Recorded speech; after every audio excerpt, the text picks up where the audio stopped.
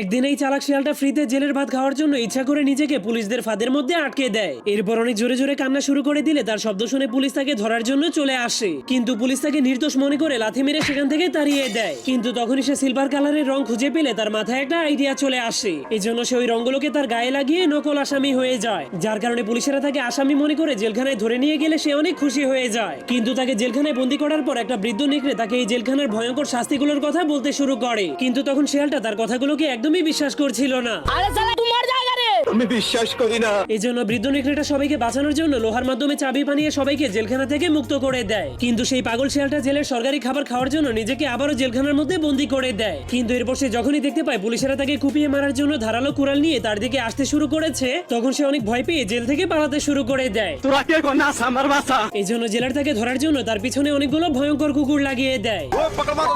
কিন্তু তখনই পানিতে নামার কারণে তার উপরে লাগানো নকল রংটা